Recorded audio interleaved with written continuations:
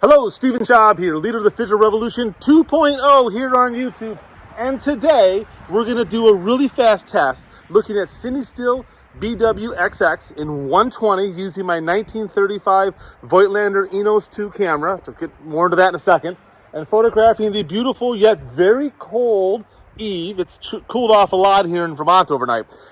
What we're going to do is test the BWXX in the DDX 1:9 stand development that I've already outlined here on Viva la Revolution.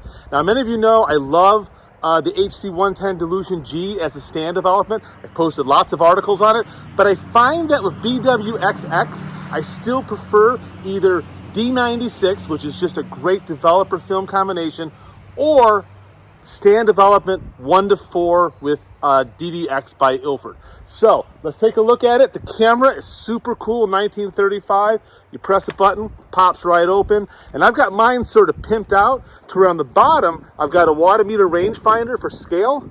And then I place it on the camera, pop up the viewfinder and shoot. It's gonna be really beautiful, really classic feel. So let's get at it. All right, so let's take a look at the image. First off, I just think this image looks great. I mean, for 86-year-old camera, the lens has got a beautiful rendering, very classic. Just everything about it I love. I love the edges, how they're a little bit soft, how the sharpness falls towards the center. And if you just look at the tonality, it's absolutely beautiful. I mean, look at the tones in her jacket.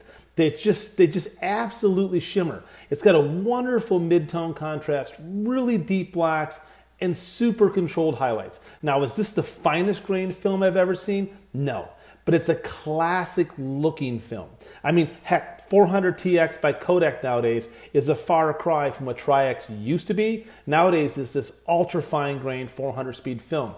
What I like about this film is that it's opinionated. And I shoot this film an awful lot in 35mm and now thankfully in 120. I just like the way it looks. If we zoom in on Eve's face, you know, you can just start to make out some grain. It's that classic salt and pepper that you know, always hear photographers talking about, that salt and pepper look. Yet so few films nowadays reproduce that because they're just so fine grained.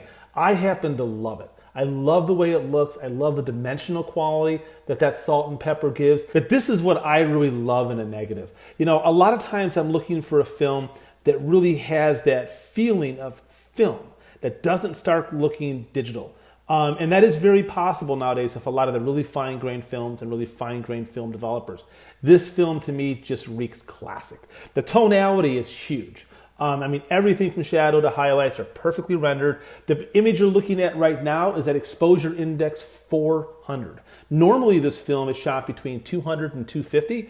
With the stand development with DDX 1:9, my personal feeling is that you could shoot this film down as low as 100 and out to 800. So 400 to me is really that sweet spot. If I'm shooting BWXX and I'm shooting it to process in DDX 1:9 stand development, 400 is my go-to exposure index. It just looks amazing. Now, tomorrow, I'm going to be posting yet another video on CineStill BWXX where I look at it in D96. Now, D96 is a developer that was actually, formulated to work with BWXX. It's a motion picture film developer.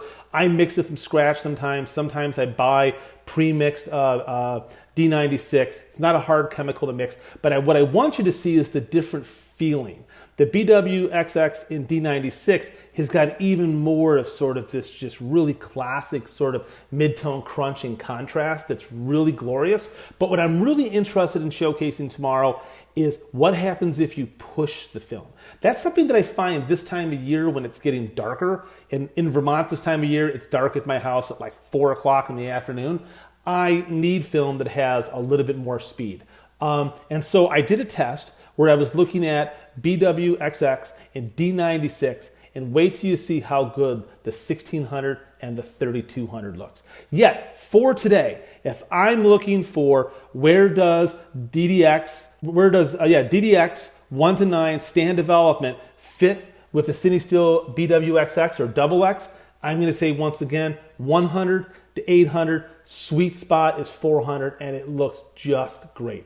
Thank you very much for listening. Stay tuned tomorrow and go shoot some film.